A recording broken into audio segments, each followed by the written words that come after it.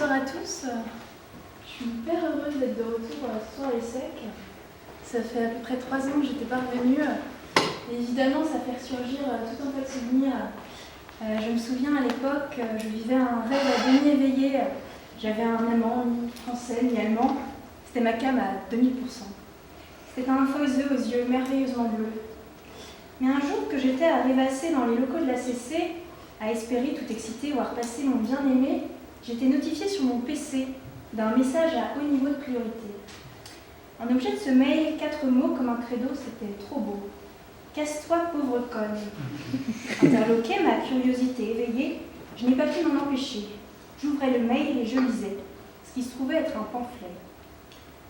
Audrey, je ne t'aime pas.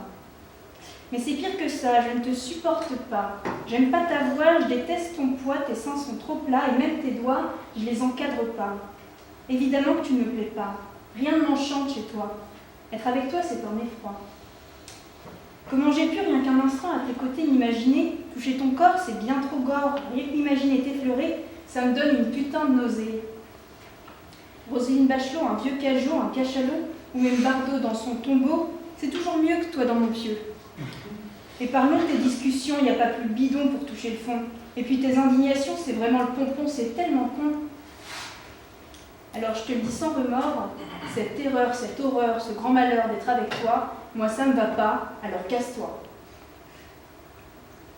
Il avait eu la délicate attention de mettre un accusé réception. Je l'ai coché et j'ai pleuré. Cœur explosé, égo brisé, mon amour-propre était laminé. Et je n'ai pas pu me relever. Catastrophée et paniquée, ma mère a essayé de m'aider et elle m'a fait interner dans une unité spécialisée de l'hôpital de la Piété. Cette unité, peut-être que vous la connaissez, elle accueille toutes les victimes collatérales de la liberté de penser et de s'exprimer. Elle soigne tous ceux que les mots ont laissé KO. On y trouve les anémiques des polémiques, les sidaïques de la rhétorique, les cancéreux des propos haineux, les grands brûlés de la logorée. À l'entrée de l'unité est inscrite en lettres d'or cette devise de Miguel de Cervantes, « Parler sans penser, c'est tirer sans viser ». Et dans l'unité des balles verbales perdues, nous étions nombreux à en avoir reçu. Alors j'avoue, quand j'ai lu votre sujet, peut-on être trop libre de s'exprimer, j'étais un peu scandalisée qu'on nous encore posait la question. Car la liberté, vous le savez, ce n'est pas faire ce que l'on veut, comme on veut, quand on veut, envers qui l'on veut. La liberté, c'est la responsabilité de décider. C'est faire un choix parmi de multiples possibilités. La liberté, c'est un rapport au réel, c'est un rapport au monde.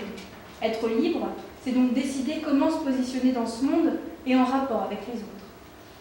Et ainsi, l'excès de liberté, c'est faire un choix mal assumé, pas maîtrisé, irréfléchi ou mal pensé. Et dans le domaine de l'opinion, une parole trop libérée, c'est une parole qui ne saisit pas la portée de ses mots, qui parle sans but, sans intelligence. Ou pire encore, qui parle sans foi ni loi, avec l'intention de blesser, d'humilier ou de ne pas respecter. Alors vous imaginez bien que des hommes trop libres de s'exprimer, des vagabonds de l'expression, des collabos du bon mot, il y en a beaucoup. Permettez-moi de l'illustrer. Dans l'unité, à l'hôpital de la Piété, j'ai rencontré Salomé. Salomé, je dois l'avouer, était d'une incroyable beauté. Partout où Salomé passait, des milliers de têtes tournaient. Et nombreux sont ceux qui voulaient lui dire leur désir. C'était partout et tout le temps, incessamment. Alors bien sûr, il y avait dans les petites rues les mademoiselles qui charmantes et excitantes, tellement bandantes, ça ne te dirait pas une tournante. Mais ne tombons pas dans les clichés, les plus aisés et éduqués participaient à la curée.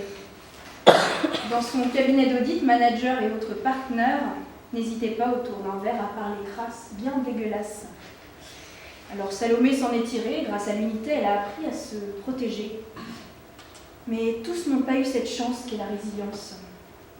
À l'entrée de l'unité, il y avait un petit mausolée. Intriguée, j'ai demandé qui pouvait bien y loger. Or, il s'agit de Chloé, m'a dit l'infirmier. Chloé Cohen. Elle nous est arrivée trop esquintée. Elle avait tout juste 12 années. Des écoliers l'ont harcelée. Dans une vidéo YouTube, leur adoré, un certain Dieudonné, s'était énervé contre les sales enfants des banquiers. Les écoliers l'avaient écoutée et n'avaient plus lâché Chloé. Insultée et attaquée à longueur de journée, elle a fini par se tuer. Ainsi, la liberté de s'exprimer, quand elle ne s'arrête pas là où commence la liberté des autres, elle peut être ravageuse et tueuse. Et les victimes ne sont pas uniquement celles qu'on pense. Une nuit d'insomnie, je suis allée me balader sur la terrasse de l'hôpital. Et au bout de cette terrasse, effroi absolu, j'apercevais un malade qui était passé derrière la rambarde et penchait dangereusement le haut de son corps dans le vide. Paniquée, je m'approchais en essayant de ne pas l'effrayer.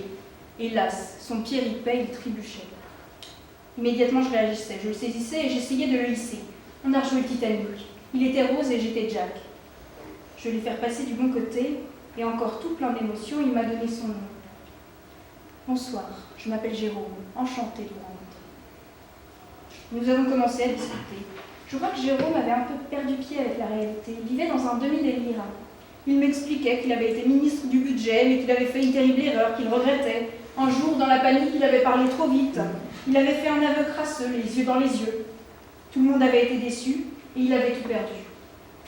Alors, je ne sais pas si Jérôme disait vrai, mais ce que je retiendrai, c'est qu'un homme trop libre de s'exprimer, un homme qui n'a pas été à l'école de la parole, un homme qui n'a pas l'éducation de l'expression, il est comme une grenade dégoupillée, toujours prêt à exploser. Il blesse les autres, bien sûr, on l'a vu, mais c'est aussi et avant tout lui qu'il crucifie. Alors oui, bien évidemment qu'on est trop libre, qu'on peut être trop libre de s'exprimer. Cette liberté de s'exprimer, si elle n'est pas un peu cadrée et limitée, je l'ai montré, elle peut tuer. Alors par pitié, pour ne pas faire regretter à nos aînés d'avoir lutté pour qu'on soit si libre de s'exprimer, apprenons que la liberté, c'est aussi de savoir la fermer.